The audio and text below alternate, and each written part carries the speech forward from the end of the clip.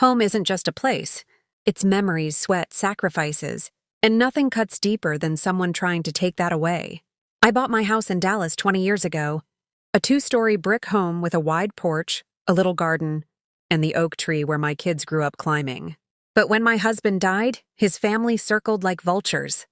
His brother Mark, greedy to the bone, claimed the house wasn't mine. He stood in my living room with his wife beside him and said, "This house belongs to us now. You don't belong here anymore." My heart pounded, but I didn't let them see me break.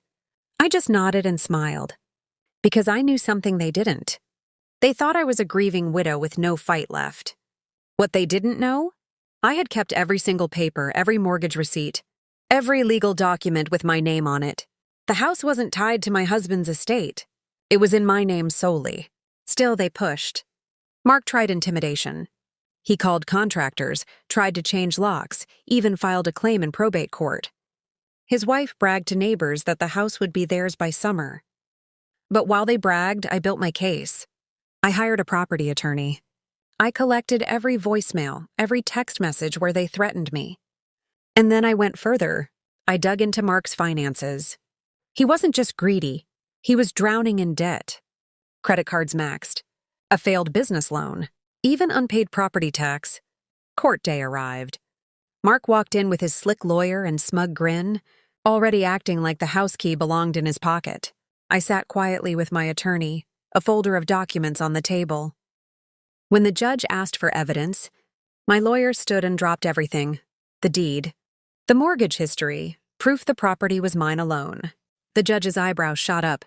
Mark's lawyer stuttered. But it didn't end there. I had also filed a countersuit for harassment and attempted fraud. With the threats, the false claims, and proof of Mark's financial desperation, the judge had no sympathy for him. Verdict? The house was declared 100% mine. Mark was ordered to pay my legal fees. And my countersuit? It opened the door for liens against his other properties. 2 weeks later, the sheriff's department showed up at Mark's home, not mine. His truck was repossessed, his accounts frozen. He had to sell off his lake cabin just to cover the costs of the lawsuit. And me? I stood on my porch, coffee in hand, watching the sunset over the same oak tree where my children once played. My home safe. The irony? Mark and his wife moved into a cramped rental apartment across town.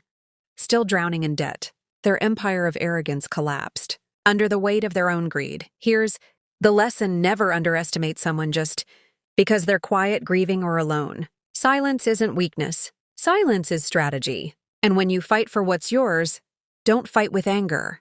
Fight with proof, patience, and the law on your side.